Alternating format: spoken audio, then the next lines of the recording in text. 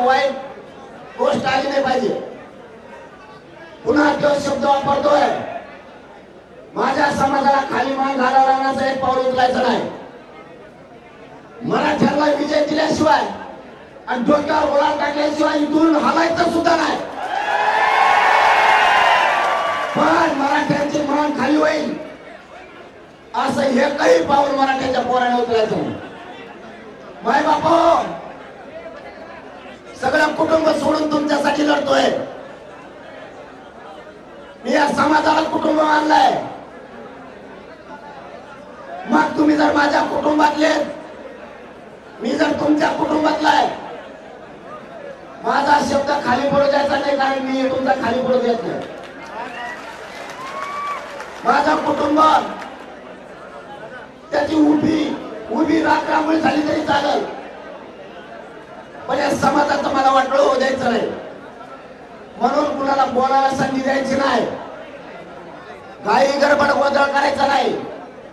जे ग्राउंड दिलंय त्याच ग्राउंडवर राहायचं आणि झोपायचं। तुम्ही टेन्शन कधी घ्यायचं होतं? मी जर आझाद मैदानाला नसतो तर, आता मी आझाद मैदानाला म्हणल्याच्या नंतर तुम्ही इथून 50 किलोमीटर बिनधास्त झोपा। तुम्ही म्हणायचं आपला पट्ट्या तिथं झोपलेला, आम्हाला काय टेन्शन नाही। आणि अशी अवलाद आहे, मॅनेज होत नाही, टेन्शन घेऊ नका तुम्ही। शेवटी येऊन आलं तर मरण येईल, मी भोगायला तयार आहे। पण तुम्हाला इथून रेल्वेच्या ठिकाणी पार्किंग दिल्या, 5 रुपयात 10 रुपयात तुम्ही आझाद मैदानावर येता, बिनधास्त गाड्या लावायच्या, रेल्वे यायचं जायचं, संध्याकाळी रेटून जेवायचं आणि त्या गाडीत झोपायचं। कारण इकडे पाऊस अचानक येतो आणि अचानक जातो, त्याच्यामुळं तुम्हाला शरीरात सुद्धा त्रास झाला नाही पाहिजे याची काळजी घ्या। याच्या भोगाला चालू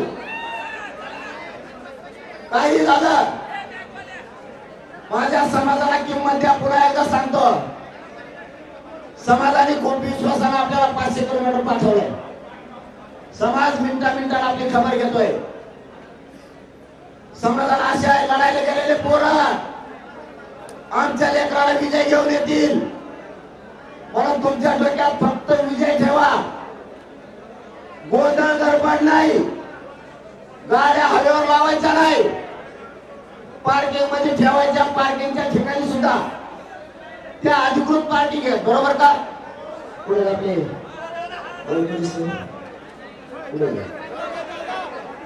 अधिकृत आहेत ना, अधिकृत पार्किंग घ्या। त्याच्यामुळे तुम्हाला काही ताण यायची गरज नाही। तिथं पोलीस बांधव सुद्धा गाड्याचं रक्षण करतील। मुंबईकराला त्रास झाला नाही पाहिजे, जबाबदारी आपली। महाराष्ट्रातून येणाऱ्या बांधवांनी रेल्वेला जरी आले 5 मिनिटाच्या अंतरावर आझाद मैदान, आणि तुम्ही जरी तुमची पार्किंग इथं जवळ पुढे असेल 5-5 किलोमीटरवर, 10-20 किलोमीटरवर नाही झालं तर 30 किलोमीटर बस का, 20 किलोमीटर 2 किलोमीटर फक्त। अरे बाबा साहेब, आणि लांब जाऊ दे बरं। वाशी अरे वाशी झोपा काही जण सकाळी आओ जमन ना, काही जण वाशी झोपा सकाळी मी रेल्वे खाल्लं। फक्त त्रास मुंबईकरांना द्यायचा कोणी नाही। मला आता मी उपोषण सुरू झाले 10ला, मला बोलणं सुद्धा चालत नाही, पण ही शब्द जरा हितात होता समाजाची। या समाजाला मोठं समजू नये। आपलं काम होतं सरकारने सहकार्य नाही केलं मुंबई जाम करणं, आणि या बादर पाठ्याने करून दाखवले मराठ्याच्या पोरांनी।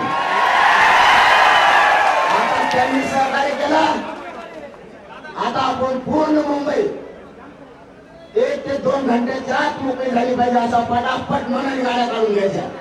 आणि पार्किंगच्या ठिकाणी पोलिसांनी विचारायचं, पार्किंग साहेब पुढे, पोलिस म्हणले पाहिजे शाळेला पहिले बाजून घेऊन होतो तर देऊ करून तुम्ही गेला, आणि आता पार्किंग करतो साहेब पुढे। इतकं सहकार्य करायचं। सरकार आडमुठ्या शिरल्यावर मग पुढचा बघू आपण काय करायचं, त्याचं टेन्शन तुम्ही नका घेऊ, मी आहे ना। म्हणून पुन्हा एकदा सांगतो, सगळ्यांनी शांततेत यायचंय जायचंय.